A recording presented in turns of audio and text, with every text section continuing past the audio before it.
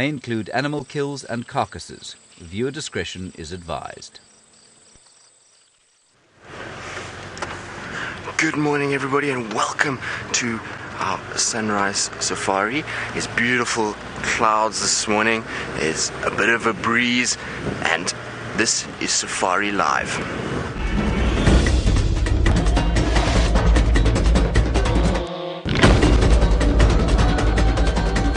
Standing by.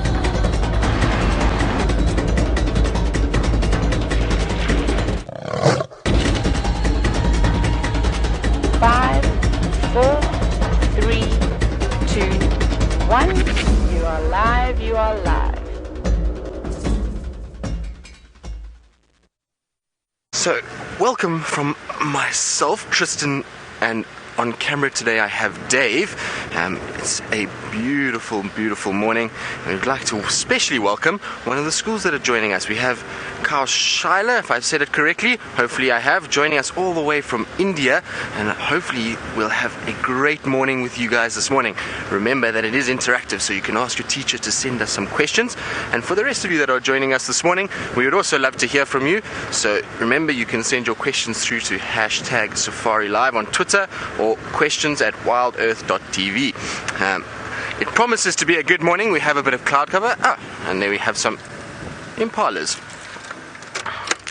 So we've just come out of the camp and we're on this big open clearing, and here we have two impala, which are our most common antelope that we see in this area. They are around all over the place, and these two are males. You can see they're males because they have nice big horns, and the reason why they're out here at this time of the day is because it's nice and open. So during the night they know that the predators are a little bit more active, and so these open sections are much easier for them to be able to see what's going on and to see the predators, rather than being caught out in the thick bush that surrounds these open clearings. It's going to be a lot harder to see predators in that, and so at night come out into these areas and then they'll sit down and they'll be able to rest for a little bit and watch out for any danger. I'm hoping they haven't run too far. They just ran behind a little thicket, and sometimes do that. We've given them a good morning wake-up call by coming past. And there they are.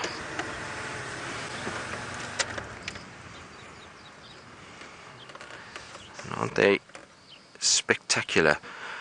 They are very common, and so everybody often overlooks them and doesn't spend too much time with them, but for me they're one of the most beautiful antelope we have out here. They've got the most striking markings with those horizontal lines that go across the body. Now you saw there he just turned his head and was busy grooming his coat. So these guys have specialized teeth with little ridges on them that they're able to run through their coats, and it acts like a comb, and so it gets rid of any of the parasites that they've gotten while lying in the grass. Lots of ticks around at the moment, so get rid of that, and then also get rid of any loose fur that maybe has come out during the night when they've been sitting down, and just get that coat into nice condition. But I'm sure the animals are also welcoming a bit of cooler weather as well. Like I say, it's been so hot the last few days that it will have taken its toll on them. You can see the grass this morning is brown. This time last week, this grass was lush green. There was life everywhere with flowers. And this week has really been quite oppressive in the heat, and it's just turned the whole bush brown again. And so I'm sure these impalas will be grateful for this cooler weather. Now we are expecting to have a big storm that is supposed to come in. It's a tropical storm that's coming off the channel between Mozambique and Madagascar, and is apparently made landfall last night in Mozambique. It hit Vilanculas in Mozambique, and this will be the edge of that storm coming our way. And we're expected to get quite a bit of rain over the next few days, so we're really looking forward to it. Hopefully we will get it, because that rain will be vitally important to sustain our animals for the next winter and dry season, because we've had a very tough time of it over the last few years. Very little rain has fallen, so we do need quite a bit more. But isn't that spectacular? Alright, so I'm not the only one out here. We're going to go across to my friend Brent, who's also going to say hello. Morning to the Kushaila World School in India. Great to have you on the back of the safari vehicle with us. My name is Brent Smith. I have my incredible cameraman Viam, and we're gonna go look for some leopards and lions and elephants and other things. So let's see what's out there. Isn't this exciting? We are in South Africa, and we are in an area called the Greater Kruger National Park, and it's about 8.5 million acres. How big is that? Now, this is my game drive radio, so I can talk to the other guys, so if they find a lion or a leopard, we can all go see it. Morning, Orbs, no updates yet. Tristan, what's your route plan? So now I'm talking to Tristan, who you just met.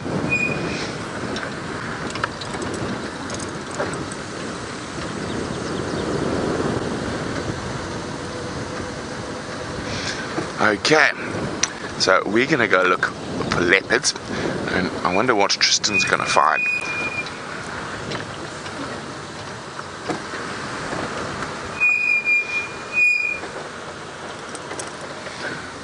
Oh, and there we go.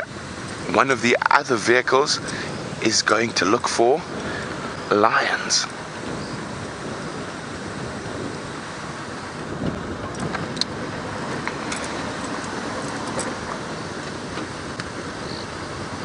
So I've just heard where they had the leopards yesterday.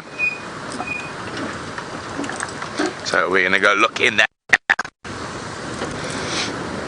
So I want to have lots of questions from you, and can't wait to hear from you. So it'll be great to have some questions.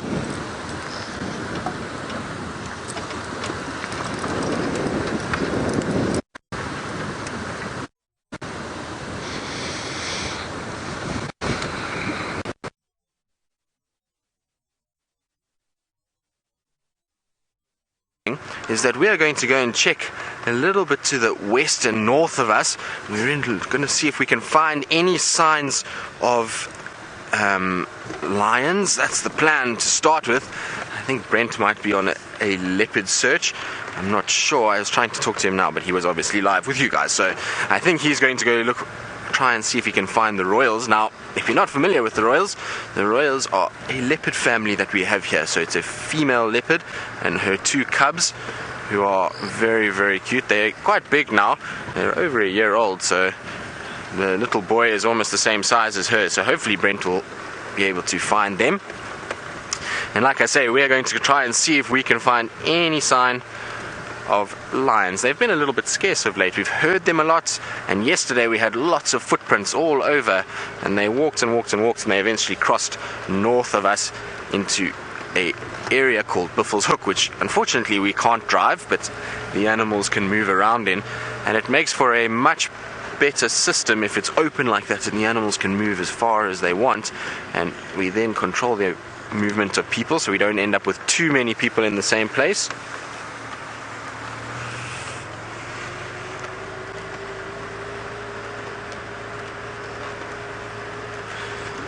So the school would like to know whether male or female antelope have horns. Well, here in South Africa, most of our males will have horns. In fact, all of our males have horns, and then there are the odd ones that the females have horns too. So if you think of buffalo, then both male and female will have horns, but the antelope like impalas, it will only be the male that has horns. The female will lack horns, and most of the other antelope, the females also no horns on them. Now, the reason why they have horns is not so much to protect one another, to protect themselves from predation. It's more to establish dominance, so it's to be able to fight with other males to try and get a higher ranking to be able to then mate with the females.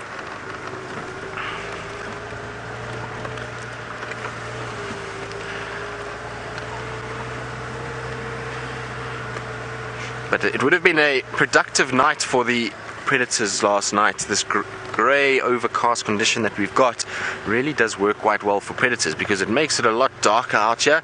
We've just come out of our full moon, so it would have been quite bright at night when that full moon is up.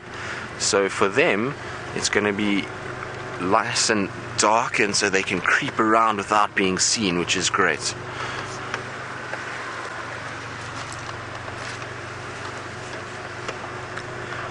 Alright, so yes, it is safe to be in an open Jeep. It looks like it's crazy to drive around here with elephants and lions and leopards and all these dangerous animals, but it is safe to be in this vehicle. The animals in this area, from when they're very, very small, have seen these vehicles and they've become habituated to it, and so they know that these vehicles are not something that hurts them. They don't shoot at them or chase them away from their food, and so they almost see us as a non-entity. So we're almost like a tree that's part of the environment, but they do not interact with us because we have smells and we make a bit of noise, and so they're a little bit kind of wary of that, but they don't see us as any food items, so they don't bother us, especially the predators. They don't jump onto the vehicles and try and eat us. They're quite relaxed with the vehicles. They know the vehicles is just part of the environment and not something that they need to stress about.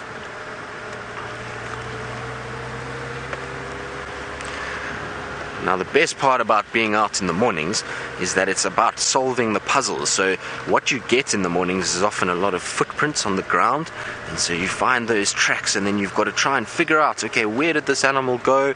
Are these tracks fresh? Are they worth following? Because sometimes animals would have moved around early yesterday afternoon, and it won't be that easy to follow those tracks because they will have walked a long, long way, whereas you might get tracks that are from early hours of this morning, which will be great to follow. Those will be nice and easy, so hopefully we pick up some sign of that, and that's what we're doing now. It's just driving slowly along these roads and just looking for any signs of footprints that could potentially lead us to any of the animals that we're looking for.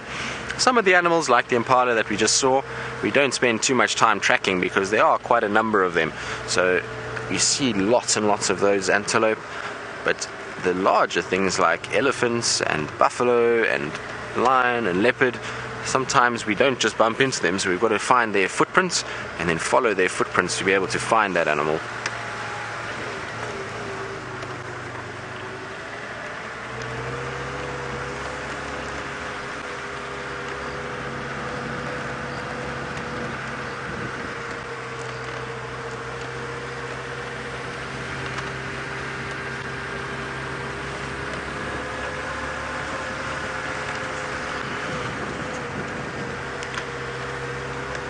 So the reason why we're coming up this way is because the tracks that we had yesterday for those lions, they came up this way and they, like I said, crossed northwards.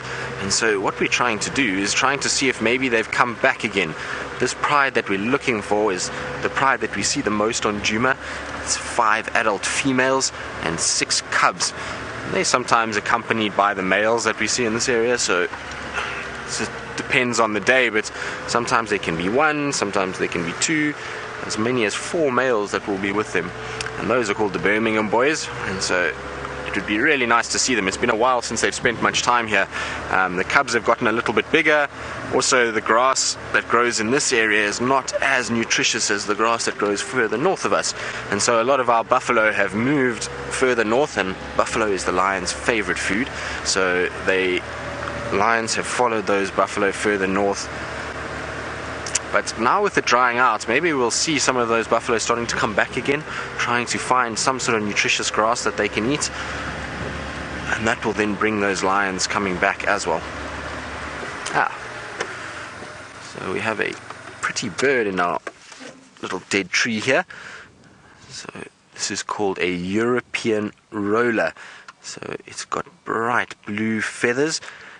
In the moment, because we've got no sunshine, it's quite difficult to see its coloration. It looks quite drab against that grey background, but when the sun is out, these guys have almost iridescent bright blue wings and throat patches. They really are very, very pretty. And as the name suggests, these guys are migratory birds, so they don't spend all their time here in South Africa. They will go all the way up into North Africa and into even southern Europe. And that's where that European comes from. Now, if you look at that bird, you can see it's got a big beak that's sharp at the end, and that's a sign that this bird is a carnivore, so it will be catching all kinds of insects. I even saw a photo yesterday of one of them eating a baby bird, so it had caught a chick and was busy swallowing the chick. So there's quite a few things on the menu for those rollers.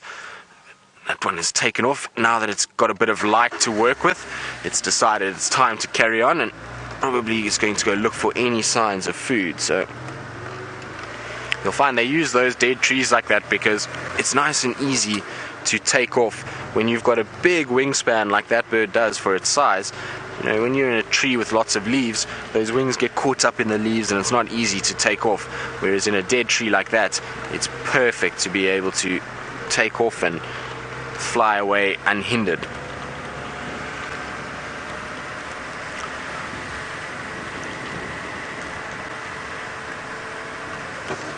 So there's some tracks here on the road that I just want to check. So these are for some elephants that crossed over the road. Now they're not that fresh. You can see here, this whole section here is all the tracks of them trying to go up this steep little bank. So it looks like a few of them that crossed through here during the night. Their tracks are on top of the hyena tracks. Now a hyena is a nocturnal animal, and so if you see the elephant tracks on top of the hyenas, you know that they moved around here probably early hours of this morning. So it might be worth just following and checking. But what we're going to do is we're going to do a little loop round. There's another road that cuts around the northern side here. So we're going to just go around and see if we can find these elephants. It would be quite nice to see them.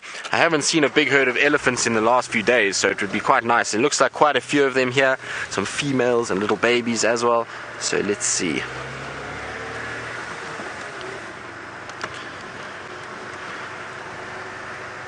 So like I was saying earlier, it's about putting together the puzzle. So you've got to try and find footprints like that and then work out where exactly they've gone. Now the thing with elephants is elephants can move a long way, even though they are big and they don't need to move too far. Sometimes they decide that they want to go and get water, or they want a certain type of food, and then they move really long distances. And so you can sometimes track them for quite a way. Also, they've big bodies, so they can take a big stride. Alright, so while we look for these elephants, let's go across to Brent and see what update he's got for us.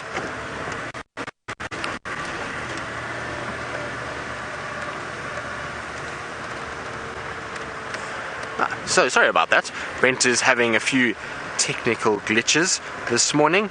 Maybe with the power going down last night and a bit of cloud cover. Sometimes these little gremlins pop into our network and that's it. So you're going to stay with me for now, and hopefully we'll be able to find these elephants. Like I say, I'm going to just try and see if they've come out here.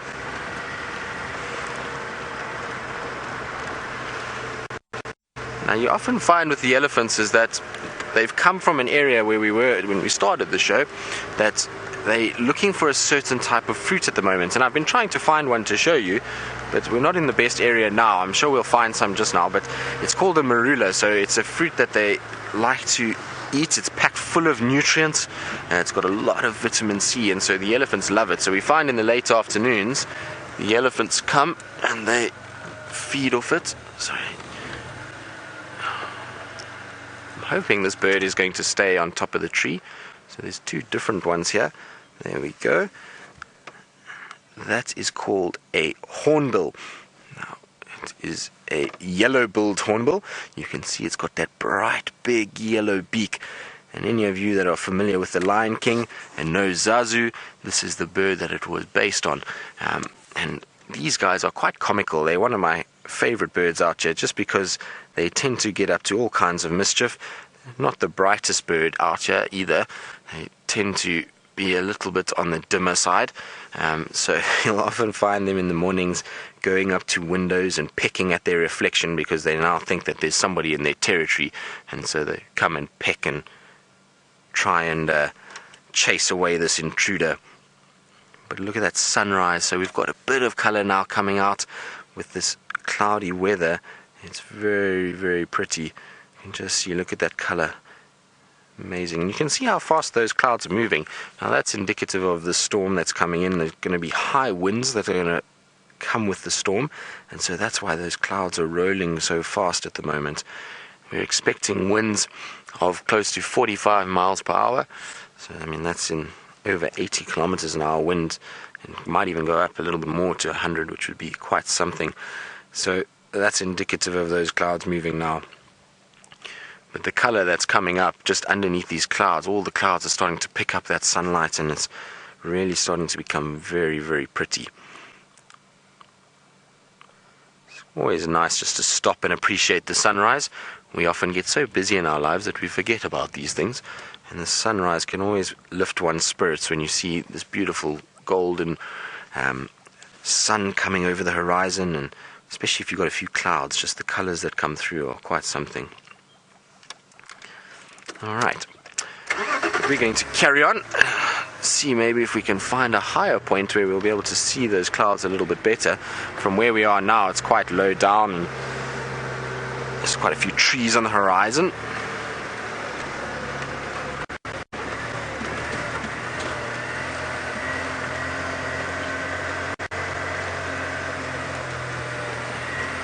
So, worry, the European roller is indeed a migratory bird.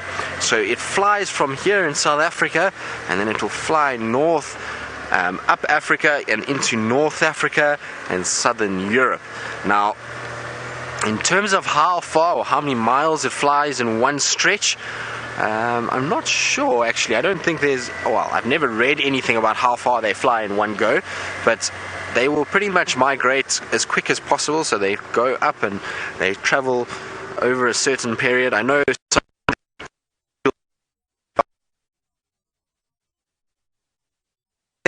normally about a month.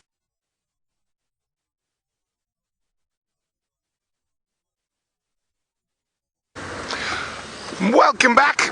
Well, no luck on the leopard front just yet, but we're still searching. And I also heard there's some lion tracks around, so exciting stuff. The early morning is the best time to find the animals, because they've been walking around at night and we can see their footprints on the road.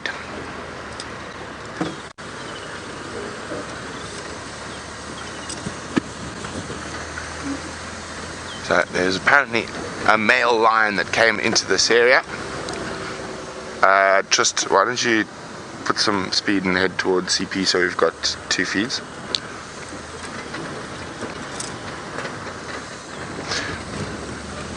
Hey firm, so I'm just talking to Tristan. I'm saying I'll check this area, and he's going to shoot down to the eastern area where there's a chance at even seeing cheetah. So we're going to look for lions and leopards around here. And while we do that, Tristan's going to shoot down to the east.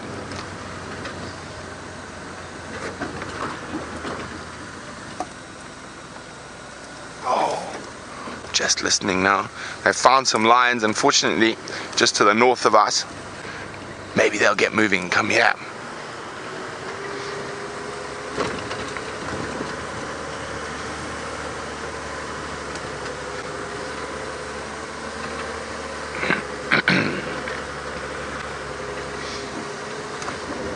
So I've got a question for you guys. Since you're in India, you've got tigers and leopards and dhows, which is a type of wild dog, and you've even got lions. So you can tell me, what is bigger, a lion or a tiger? You can tell me which.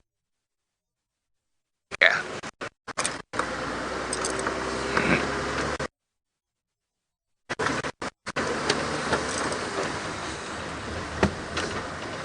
So when we move through an area like this, it's always a very good area for lions and leopards.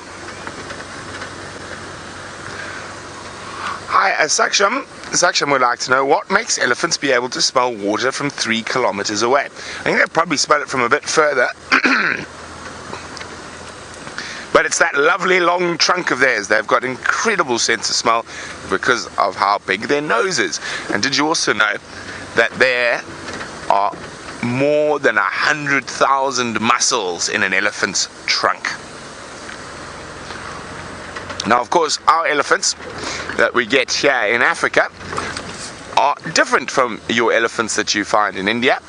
Our elephants are a bit bigger, their head shape is also a bit different, so hopefully we can find one for you, so you can see the difference between the African and Asian elephant. Now, in certain parts of Asia, you've got domesticated elephants that people use for logging and other things, whereas out here it's nearly impossible to domesticate an African elephant, and they normally kill their elders. And I don't know, to use for rides and things like that. It build at least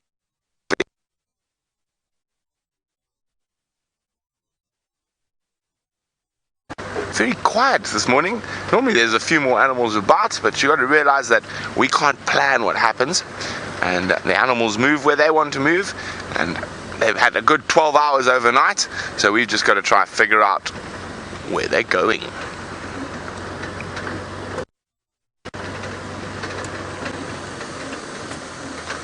Oh, Ritesh says a lion is bigger. Oh, I'm going to have to wait for a few more answers before we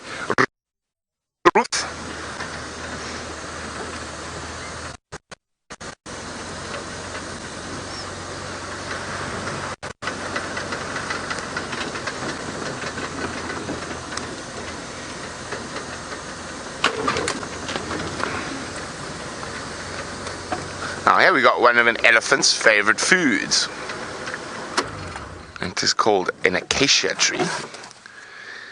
And you got to think how strong an elephant's mouth is, because it's able to munch right through those big thorns. This one is called a flaky thorn. Isn't this a pretty tree? There you can see why it's called a flaky thorn. You can see how flaky the bark is. And you can have a look at the flowers here. So when you see flowers that are yellow like this one, well, it's a bit old, but still. Oh no, there's a fresh one. And oh, look at that, that's really cool. Let's go a bit forward for Wiem. So plants can talk to you. Here we go, look at that one there. Oh, and there's a little grasshopper that was there as well. See above? There's a little grasshopper crawling on there. Look at that! Isn't that stunning? Okay, sorry, Mr. Grasshopper. Back to the flower. So now, when you see a flower like this one, there's another grasshopper behind it. You can just see his legs sticking out. But a flower like this one, it's very yellow. It's still full of pollen. So it's still attracting insects like the grasshoppers to come feed off it. But now, what happens when it's already been pollinated? What does it do? Well, the plant doesn't want insects going to flowers that don't have any pollen. It doesn't help the plant at all. So what they do is they change color. And then you can see these ones here. They go browny, and that's when, to tell the insects, that because the insects can see in color, that there's no more pollen on that, and they must stay on the yellow ones.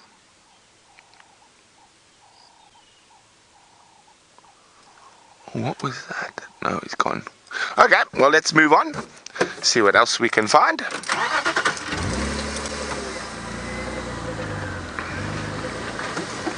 Aha.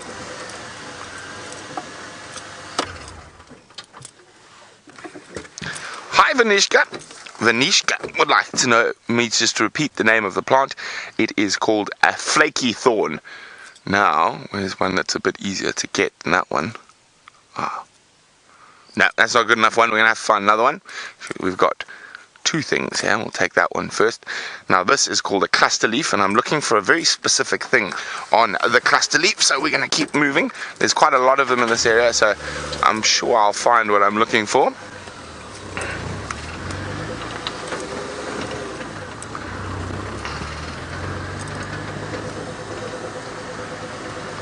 Okay, here we go. Here's the next cluster leaf. Aha! Just what I was looking for.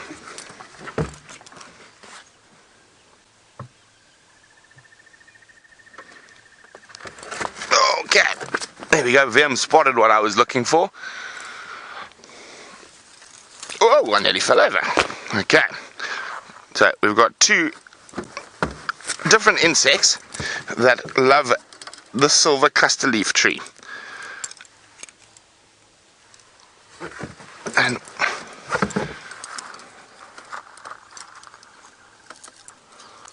just break those leaves off so you can see it clearly. So there we go, we've got two very different things that have happened here. Let me just get my knife out. Sorry, VM, I need to duck through here. Get my knife. Where did I put my knife? Always need to know where your knife is when you're in the bush. There's my knife. Okay. That's not a knife. It is a knife. Oh, there we go. VM's got a bigger knife than me. Oh, VM. Crocodile Dundee, VM. Okay. So, we can see from this little bit that's broken off here, you can see how there's little holes in here. Now, this is actually wood. And it's been made to be like that by an insect. It's called a Terminalia, which is the scientific name for this tree, gall wasp. So what actually happens is the wasp will come to a piece of the tree, which is just like this here, for example, like that bit there.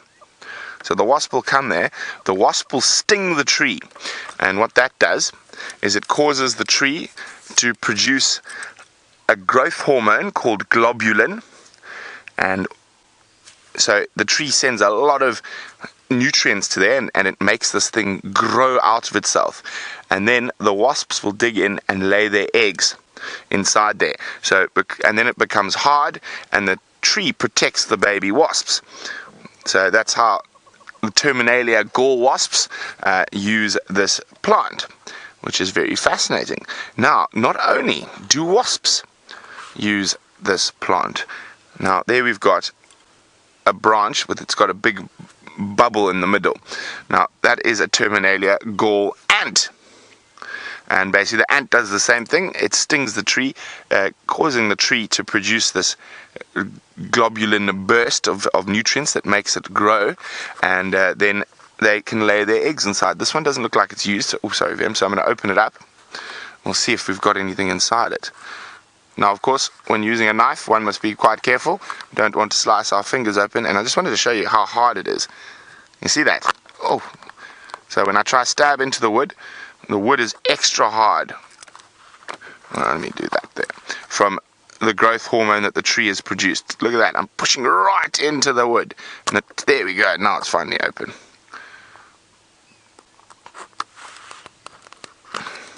Okay, now let's open it up. Yeah. So there. Oh, there's an old exoskeleton. But look, so now you can see, look at that. And you can see how it's created a perfect cavity inside to protect the baby wasp or ant that will be living in it. Isn't that interesting?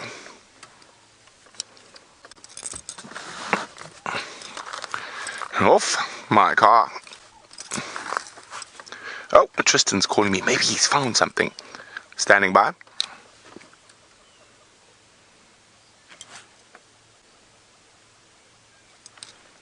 Tristan, 1 out of 5. Maybe just pass the message through FC. I can't hear him, what he's saying. So we'll keep going.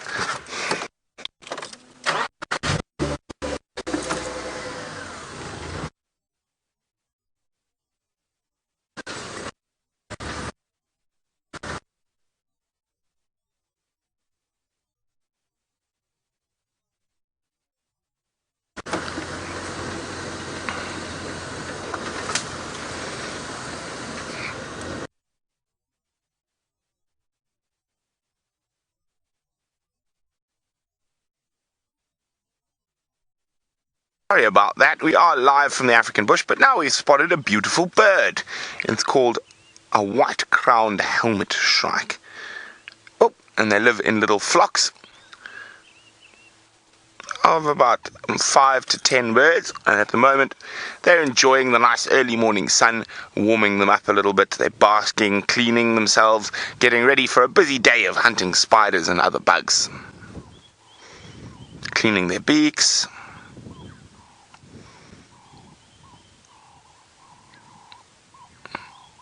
They are incredibly pretty birds.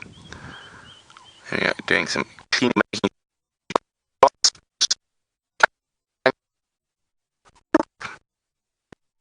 move along.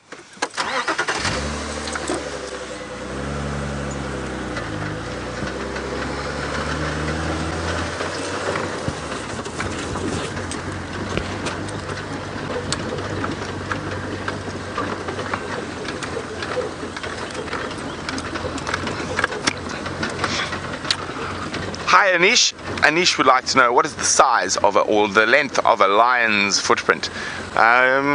Well, the size is about the size of the palm of my hand. So at the longest, it'll probably be about 8 or 9 centimeters for a very big lion, a big male lion. Let's have a look, see if there's any lion tracks here. They're not.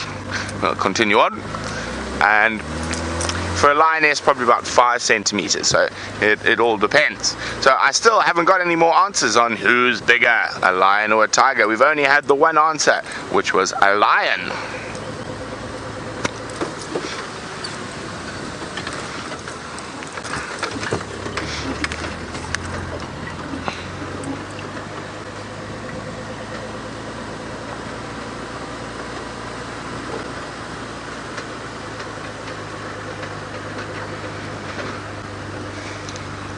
Hello, Manya. Manya would like to know which bird flies the fastest. Well, the fastest bird in the world is the peregrine falcon. Standing by.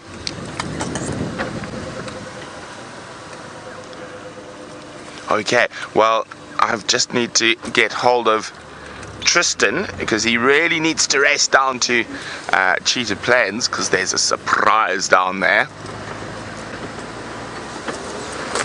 So I'm going to let Final Control tell him.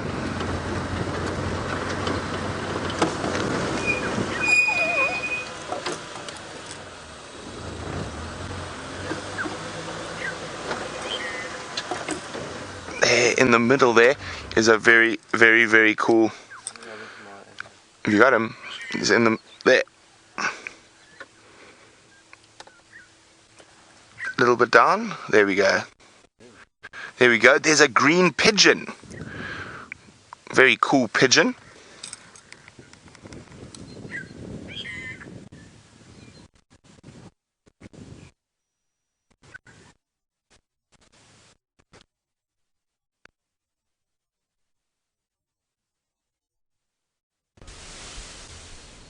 About that, it seems like we're having a bit of technical difficulties this morning. There is a massive tropical storm heading our way, so maybe the 80-kilometer-an-hour winds and things are playing havoc with the satellite links. I don't know. Oh, there's a spider web. There we go. So I'm looking. I heard the report of the male lion coming this area, so I'm looking for his footprints now.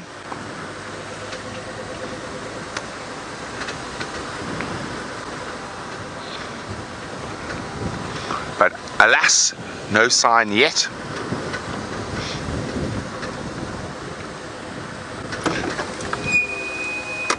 Pygmy kingfisher. One of the most beautiful little birds.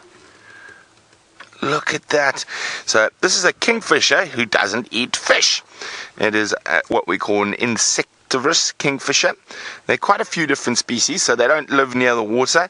They live out in the bushveld and they hunt for insects. A very beautiful little bird.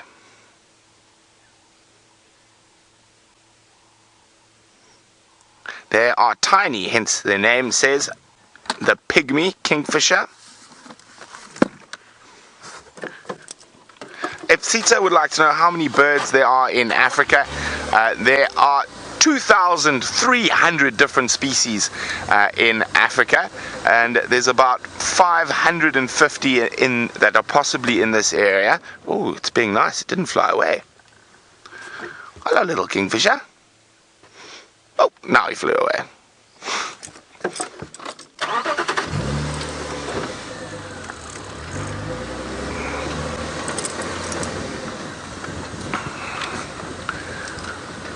It's quite chilly this morning for what it's been, because we are in our summer months at the moment, so it can get very hot, over 40 degrees Celsius.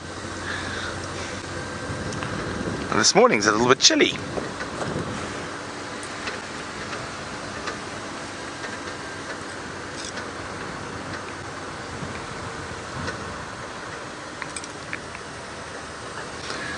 Well, Saksam and Ritesh say Royal Bengal tigers are bigger, and indeed they are. So tigers are much bigger than lions. A really big male lion weighs about 220 kilograms.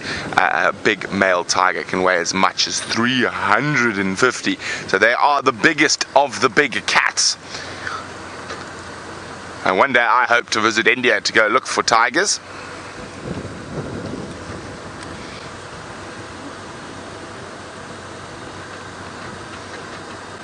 Now, one of the interesting things about India, if you compare it to Africa, India is the only place where you get elephants, rhinos, lions, leopards, and wild dogs. And Africa is the only other place, though some of them are a bit different. So we have the African wild dog, you have your does, and of course the Indian rhino, which is quite different from our rhinos, and the Asian elephant. Now the leopards are very closely related, and so are the lions. Now the lions live in the Gir Forest National Park, and it is the only place out of Africa where lions still occur naturally.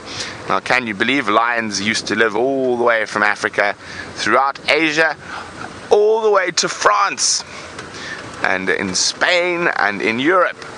And over the years, as the climate changed, and also as human beings hunted them heavily, they became extinct. So Africa and India are the only places you're going to be able to find lions. What do you spot? Oh, what is VM spotted?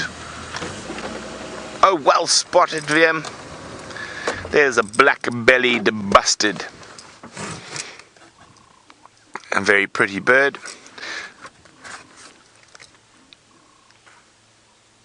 And goodbye to Kuashaila World School, all the way from India. Hopefully we can see you on another safari soon, and maybe there'll be a big cat or two next time. We're going to keep looking for them, but we're going to say bye for now.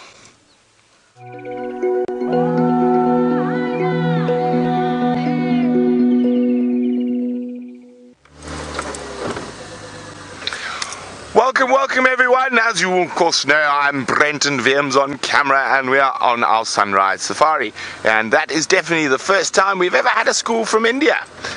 We do apologize, we are seeming to be having quite a few tech issues this morning, and there's a stunning view as we look towards the east. You can see quite a lot of moisture in the air. You can actually see it rolling through. Now, what is today? Is today Wednesday, Vim? Oh, yes, it's food day according to Vim. Our food order comes from town on Wednesdays, but of course that rain and the tropical storm is supposed to hit us on Thursday, but we will see. Just remember, hashtag Safari Live or questions at WildEarthTV if you've got any questions for us. Now, speaking of tropical storms, there's a lot of variables. What happens, whether we're actually going to get that storm in full force. I do believe we're going to get some rain. I think it's too early to call whether we're going to have to be battening down the hedges. What's that sitting on that little broken branch there? On that acacia. What birdie bird are you? It's not a birdie bird. it's a birdie stump. It'll just look perfectly like a little owl or something sitting there from a distance, but it is just a broken branch.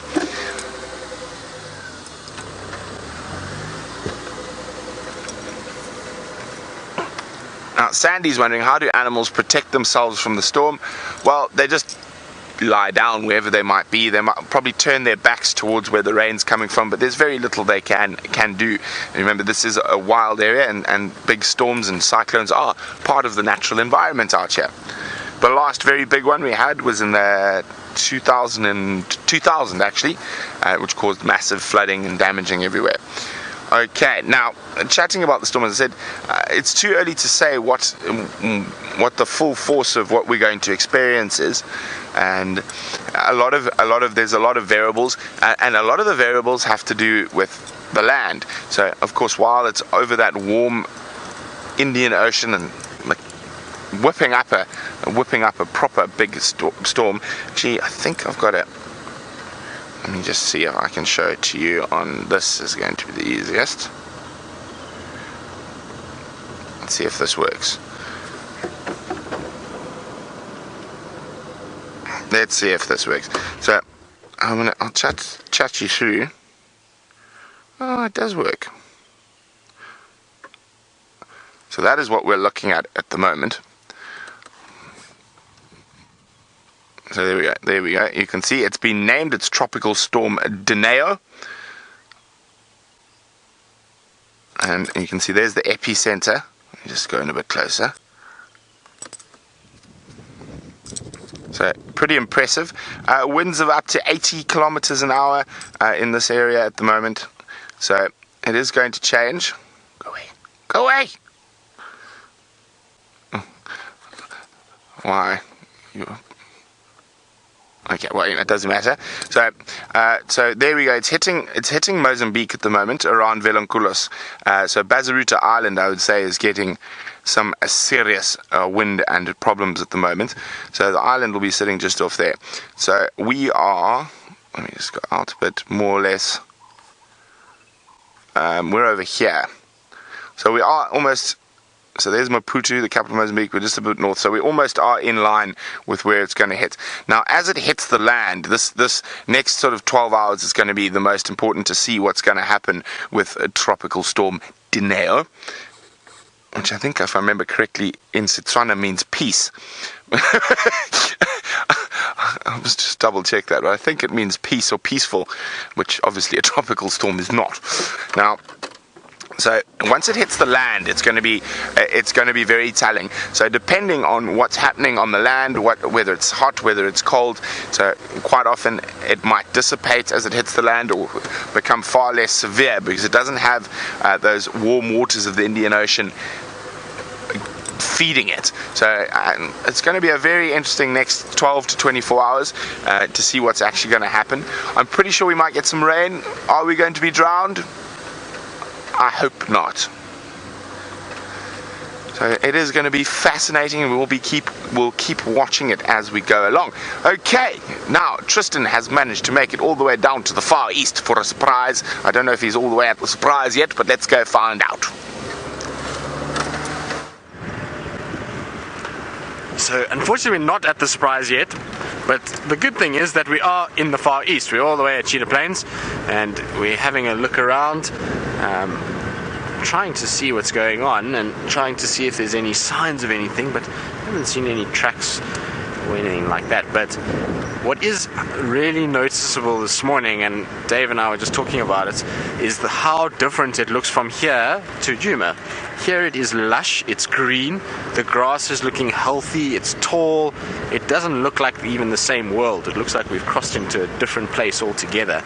It's quite amazing to see the stark contrast in only a few kilometers that rain can have. So Cheetah Plains has had a lot more rain than what Djuma's had, and you can see it on the sides here. Just look at how lush it is and how green it is, and with this morning light filtering through this grass, it is really absolutely beautiful. It's a very pretty drive that we're having so far. All the grass seeds are lighting up. Very nice. Well, Andrew, yes, we do have issues with wildfires. We have Problems in our winter months mostly. So as we start getting towards July, August, September, we generally have had very little rain, and most of the grass is by then quite dead, and so we're in a situation where we end up with very little vegetation that is alive. And so then in September, October, when we start to get our big thunderstorms for the summer, then you'll end up with a situation where a lightning strike can happen, and then all the grass is just like a tinderbox. It just goes up, and then you find all the dead trees that have been pushed over by the elephants through the winter and the summer and winter months. Those will all catch, and some of these trees are very slow growing, so the wood is very dense, things like leadwoods, bush willows, and once they catch, they can burn for days before they go out, and so it is a bit of a problem. Now, where we are in Djuma this year, if we don't get any more rain, we're going to end up with a situation where there's going to be probably not enough fuel load to actually sustain a fire by the time we reach August, September, because the animals are going to eat most of it. Whereas down here on Cheetah Plains, because of the length of the grass here, by the time we get to the late winter, there's going to be a very big fuel load, and so this will just go up quickly if we get one of those lightning strikes, or if somebody accidentally has a fire and doesn't control it. That does sometimes happen as well. So fire is part and parcel of being out here, and the bush needs it. It needs fires to get rid of all the dead and decaying matter that is lying around. So all those dead trees the elephants have pushed over is needed to get destroyed, and the fire burns all of that and makes sure that they keep it in good condition. So we've just come onto Cheetah Plains now, and so it's always, you've got to go a little bit slower and scan around, but it is absolutely beautiful. If we look away to the east at the moment, the light is just coming through the grass and it looks spectacular. It is very, very pretty out here this morning. Now, I'm not sure what the surprise Brent was referring to, but so far I haven't seen anything or even picked up any tracks of anything, so it would be quite nice to know what he was talking about and whether or not we can find it. I hope it wasn't the two cheetah brothers that maybe have crossed south already, or maybe north into Nkoro. We'll just have to see. I'm just going to have to look around for tracks and try and figure out what was going on. But like I say, you've got to kind of stop and scan. But while we scan, there's some zebras.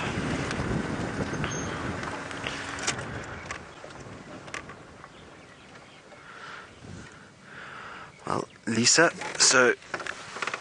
asking, why are there certain areas that we're not permitted to drive? Is signal an issue, or is it that we just have no permission? So Lisa, the Sabi Sands Game Reserve, which is part of the Kruger National Park, is split into multiple different areas and is owned by multiple different people. And so basically what's happened is that in certain areas, yes, the signal is a problem, but it's more to do with permission. And what happens is with a lot of these areas is that they run commercial lodges, and so they don't want too many vehicles on their area. And as Sabi Sands is a game reserve, it makes more sense if they break it up a little bit and they put everybody in different places. That will help to basically spread the amount of vehicles out, so there's not nearly as much pressure on the animals. But it means the animals are still able to move around and have a really big area that they can move. It just means that the people are still a little bit more restricted, and that really works well for people, for the animals. You know, they don't get overly hounded, so you're not ending up with 100 vehicles piling around a group of zebra like we have now, and so the animals have a little bit more freedom. But isn't that nice with all their bums walking away from us? And you can see the tails are going 1,000,000 miles an hour. That's because of all the biting flies that are out this morning. So that's just to keep them all away from their skin. And that female on the right-hand side looks like she might be pregnant. Look at how swollen her tummy is. Zebras do have quite big tummies because they have a different way of digesting food than what impalas do. Impalas are ruminating animals, so they have the 4-chambered stomach and are able to regurgitate and chew the cud, whereas these zebras, they have a hindgut fermenter, so they don't have that ability to regurgitate and chew cud, and so they need a bigger stomach to store more food to be able to process and get the same amount of nutrients. Also, there's a bacteria that they have in their stomach that helps digest, and it causes quite a bit of gas that bloats them out a little bit. But that female on the right definitely looks like she's a little bit more than that big stomach. Looks like she does have a foal inside, so we can expect a foal probably fairly shortly. They really are beautiful animals, and this is the perfect kind of place that you would see them. It's an area where you would imagine to see zebra, big open clearings on the plains of Africa. And for the zebra, they like these kind of areas because of the fact that they can see predators coming. So you can imagine it's quite easy to spot lions and the likes out here. So for them, they can see predators, but also generally it's because of the grass. They like short grass, and in these areas there's a lot of nutritional grasses that grow, and so a perfect place for them to feed.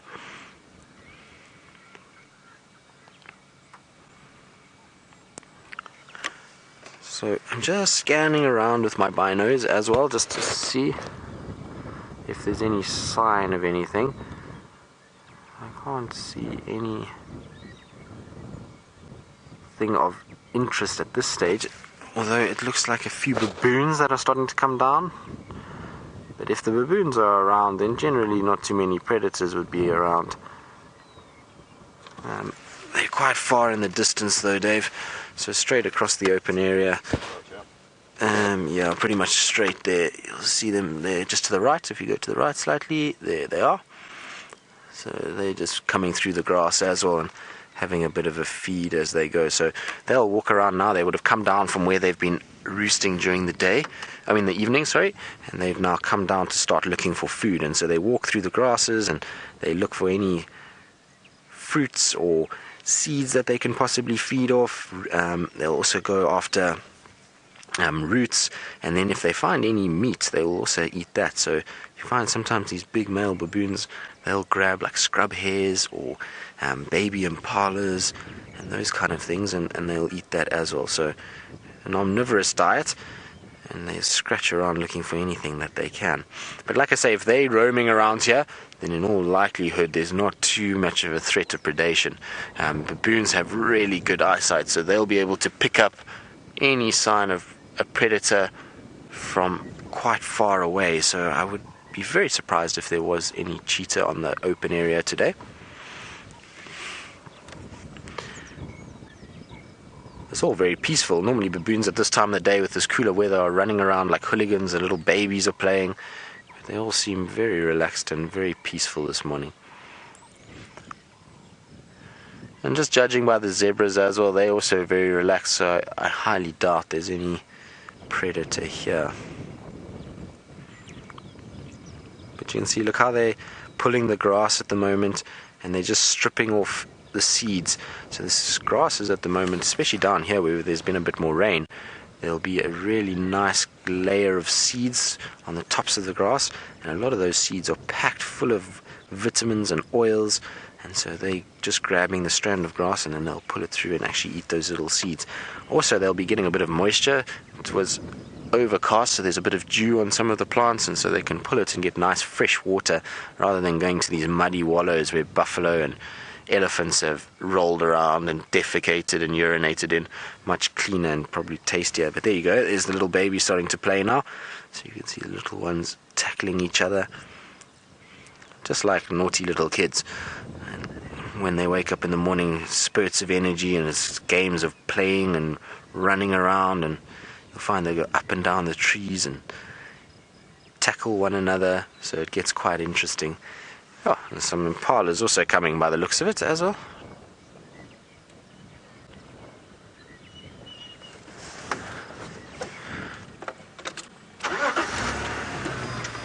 So we're just going to go along a little bit and see if maybe we can get a little bit closer towards those baboons and see if there is anything. So you can see the baboons are running and they're kind of jumping in the grass there. So I wonder if they haven't spotted something. Let's just see. Yeah, there's another vehicle there, so it's very possible that maybe... looks like a cheetah is there. Isn't that amazing? So it looks like the baboons are going towards where that cheetah is. Let's go and have a look.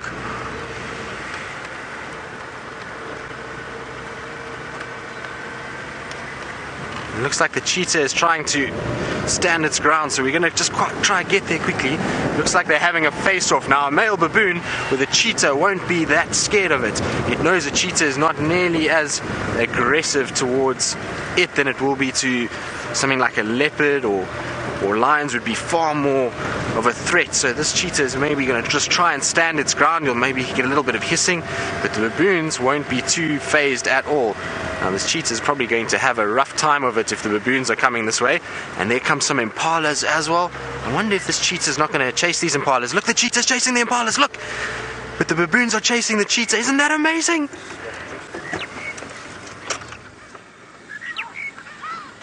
So the baboons have completely ruined this cheetah's hunt. They've tried to chase these impalas, but the baboons have ended up chasing the cheetah, and now the cheetah's being chased all over the place. Searing and try and keep up with this cheetah. It's made its way up north now into this thicket. Well, that was good timing. Like I say, you can see the baboons are not too stressed. If this was a leopard, they would be going absolutely crazy. They wouldn't be anywhere near that animal. But with the cheetah, they know that the cheetah is not something to worry about nearly as much. So what an amazing sighting. It's been a very long time since I've seen cheetah being chased by baboons in the Sabi Sands, I can tell you that much. Both of them are not as easily seen. The baboon numbers have been quite low in the areas that I've worked in, so to see them chasing cheetah is quite something. Now, the cheetahs run into this thicket and the grass is very long, so hopefully we'll be able to find it again. But wasn't that insane? Amazing to see the cheetah trying to be opportunistic. So even though it's been cornered by the baboons, that instinct to hunt the impala is still there, and it went racing after the impalas, and that's what sparked the baboons into chasing it, because they know that it's a threat, and maybe they thought it was going to go after one of the young baboons, which would have been a big threat to the whole troop, and that's why the rest of them reacted like that.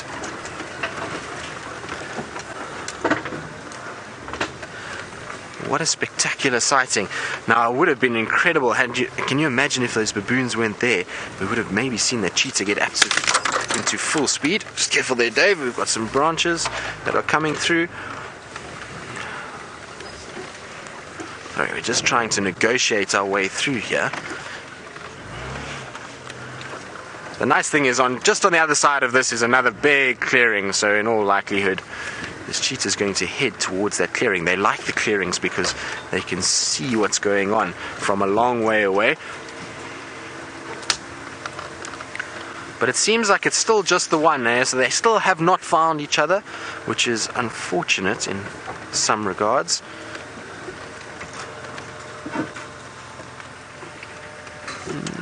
So the guys are just telling me that it's up ahead here somewhere, so I'm just trying to find a way in here. Like I say, you've got to be a bit careful because there's lots of branches and fallen over stumps inside this grass. So you've got to be a little bit wary of going over big stumps and damaging tires or something like that. So let's see if we can try and make our way in here.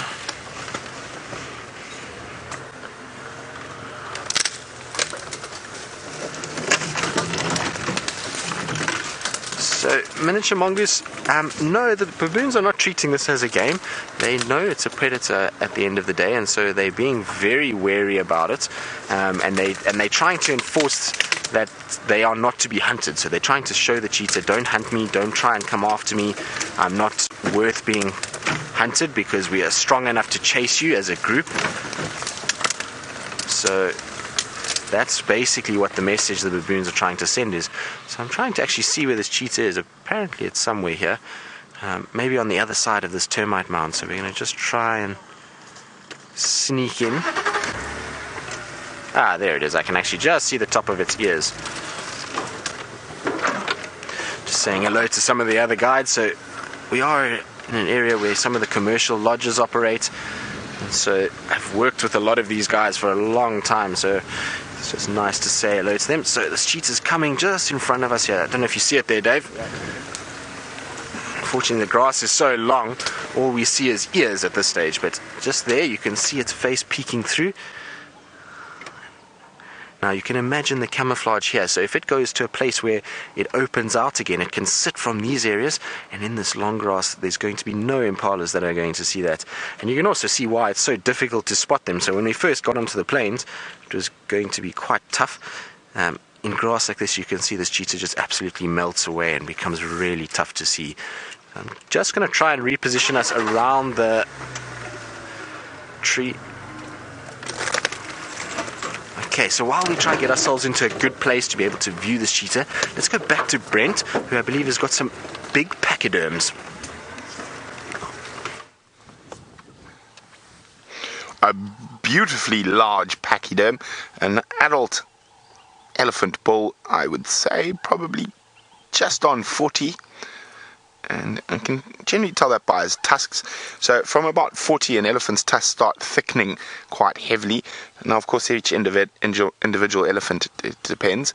But he is in full must as well. And your bigger, stronger, more dominant bulls are in must at this time of the year while the marulas are out. It is also the time of the year when we have the most females in estrus. So there's always a chance we might see mating elephants. You never know. He's got his head right in the tree to try and get all the marulas that have fallen under that little bush willow. Hey, big boy. Now, Viam has come up with a new description for the smell of must. Now, those of you who've been watching for a while, Viam has described it as off oros. Now, oros is a concentrated, orange is a strong word, well, sweetened fruit drink. Fruit is also a strong word. It's a sweet drink, that concentrate that you add water to. And now Viam is described as the combination of off oros and armpits. Viam definitely has some of the best descriptions for things out there. Oh, look, he's been in a fight. It's a bit old, but you can see there, that's almost certainly from sparring with another male. And it's a little rip from the tusks. Now, I'll give you an idea. That section of his trunk, that top part just below there, is bigger than my waist. Let me just go forward a little bit.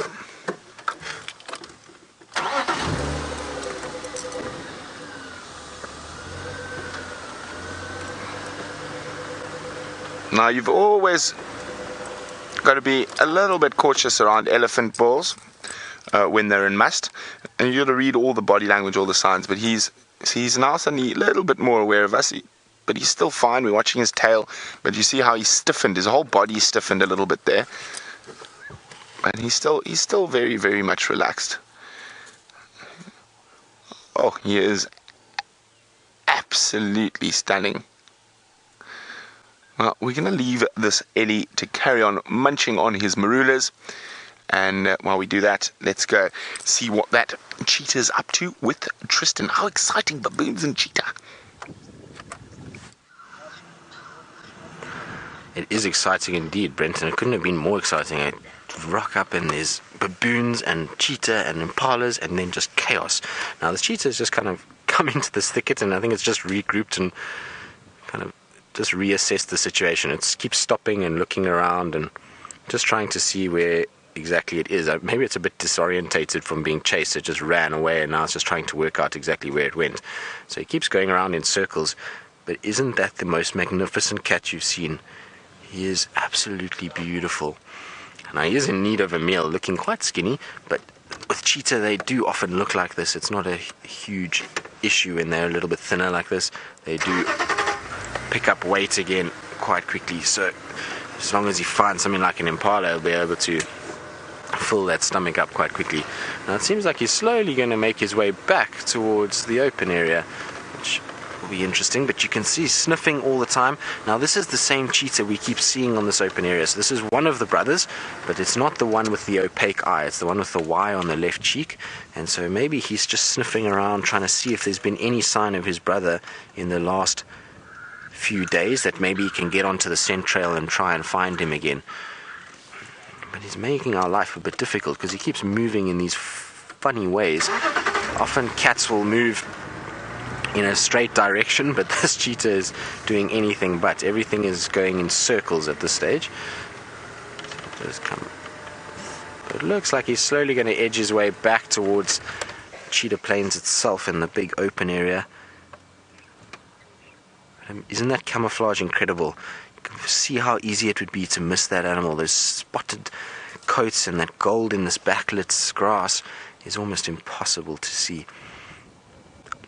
Now the amazing thing about the cheetah running just now, which is incredible, is that cheetah probably didn't even get to halfway to its top speed. It probably was only at about 60 kilometers an hour, which is not very fast at all. It can go much faster. This animal can go as much as 110 kilometers an hour. So it was basically just trotting away from those baboons and the impala, and it all happened so fast that you would think that it wouldn't be able to go much quicker, but it can.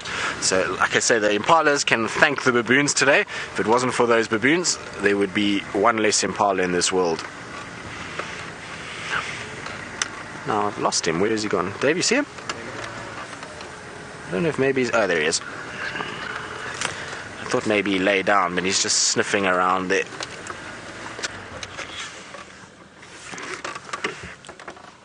There we go.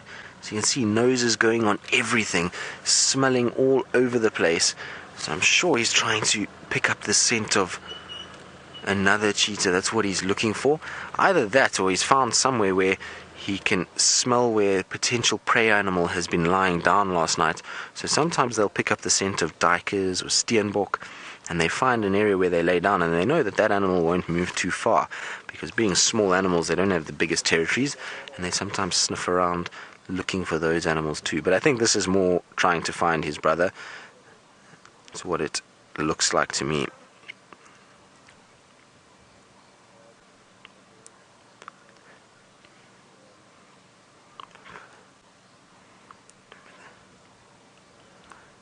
Like I say, it's so pretty with that backlit grass and a little bit of gold that's coming through, and then this cheetah that's just breaking up that grassy outline.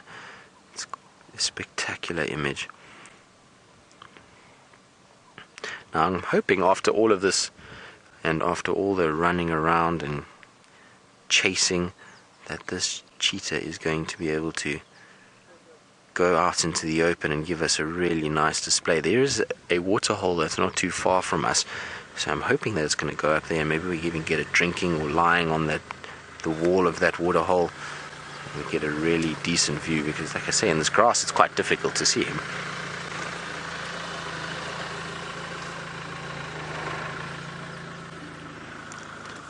So for Tato, yes, we can count their spots to identify them like leopards. So we use certain facial markings, or on around the ears, around the head.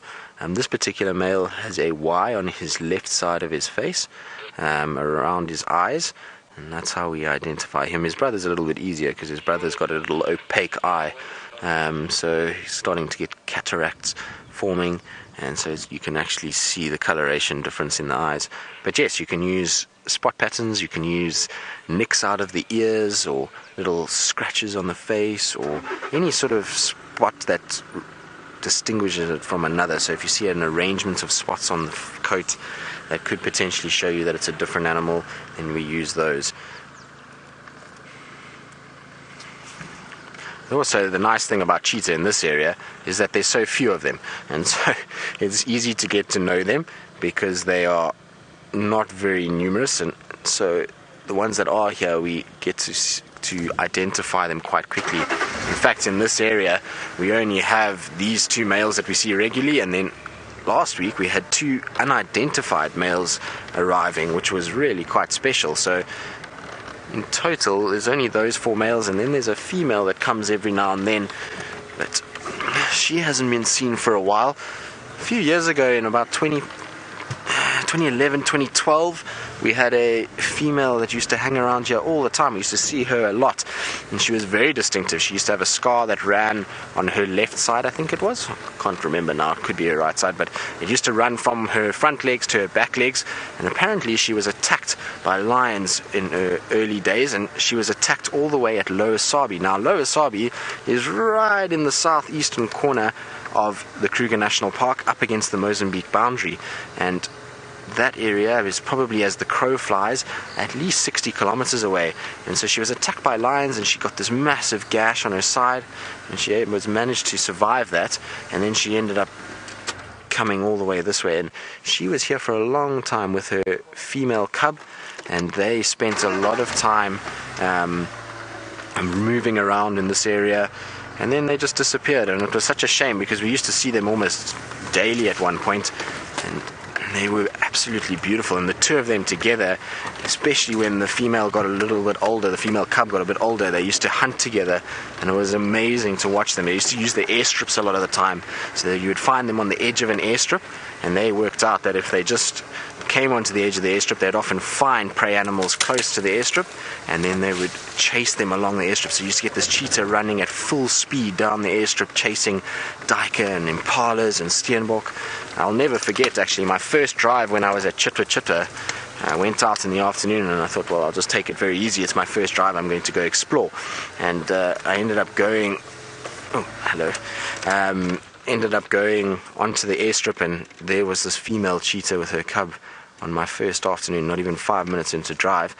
And they were very relaxed, and we decided to sit with them for a bit. And all of a sudden, a steenbok came out on the other side of the airstrip, and she took off at full speed down the runway, and it was, I don't think you could ask for anything better. It was like a plane taking off, and she managed to catch the steenbok on the southern end of the runway. It was pretty incredible. So that was my first introduction to the cheetahs of this area. And like I say, I'm quite sad that she's gone. It would have been nice if she was still around, because these two males definitely would have sought her out, and they would have potentially bred with her, and we could have had little cheetah cubs running around now. Wouldn't that be something? There's not many things in this world as cute as a little cheetah cub. Yeah, we're right there. Is any stump there, Doe? Yeah, you're good. Good. Cool.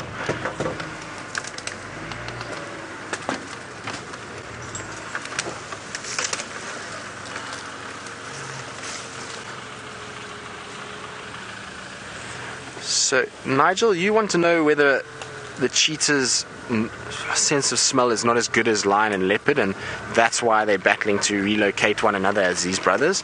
Well, it's not that they don't have... Their sense of smell is just as good as both lion and leopard, but the problem is that a cheetah doesn't like to make as much noise as either of those two.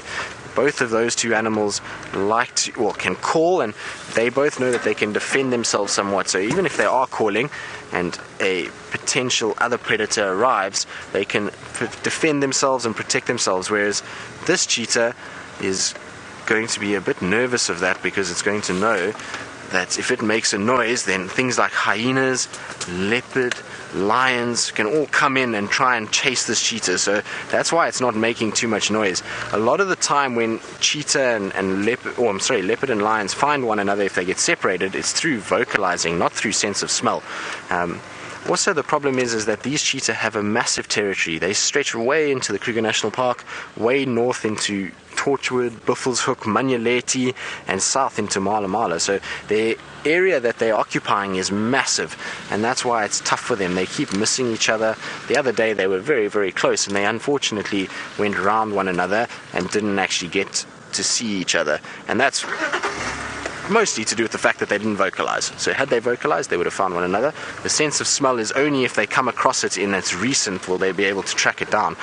So, you know, if the other male came through here 2 weeks ago, that scent is all but gone by now.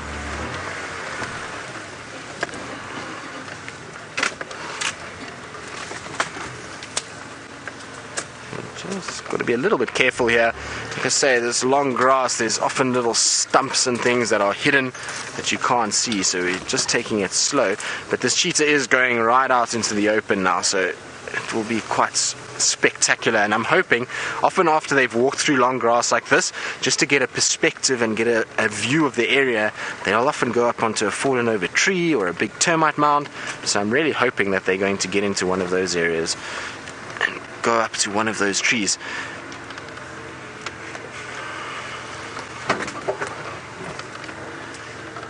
So, Lucy, a cheetah call sounds very much like a little bird.